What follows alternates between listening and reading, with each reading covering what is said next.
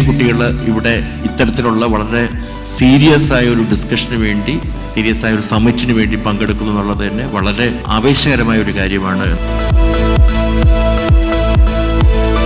കേരള ഒരു എൻ്റർപ്രനോറിയൽ സൊസൈറ്റി ആയിട്ട് മാറും.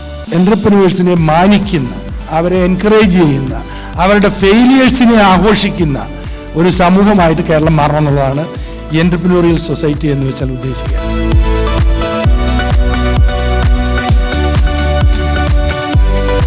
As far as the technological university is concerned, I say that I am a startup. What is required today is that we would like to create an entrepreneurial ecosystem in the institutions.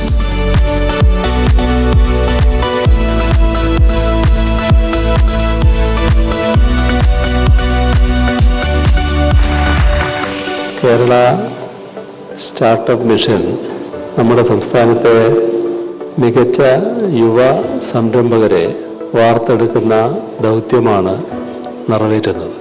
പഠനത്തോടൊപ്പം startup എന്ന ആശയം വികസിപ്പിക്കുന്നത് വഴി technology വികാസമുള്ള ഒരു യുവതലമുറയെ സൃഷ്ടിക്കാൻ നമുക്ക് സാധിക്കും.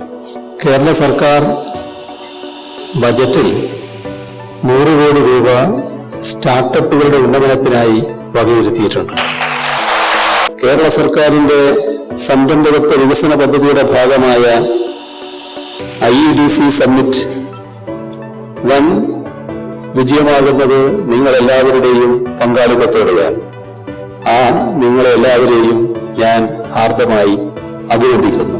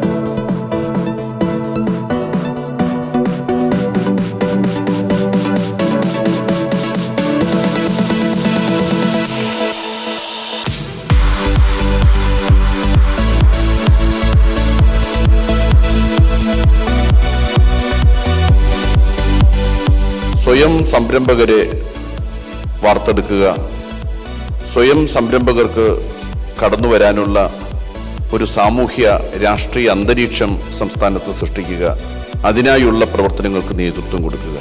ആത്മവിശ്വാസത്തോടുകൂടി നിങ്ങളുടെ പ്രവർത്തനങ്ങളുമായിട്ട് മുന്നോട്ട് പോകാൻ നിങ്ങൾക്ക് കഴിയട്ടെ എന്ന് ആത്മാർത്ഥമായിട്ടും ആശിച്ച് ഈ നല്ല വേളയ്ക്ക് സംസ്ഥാന ഗവൺമെന്റിന്റെ എല്ലാ ആശംസകളും നേരുന്നു.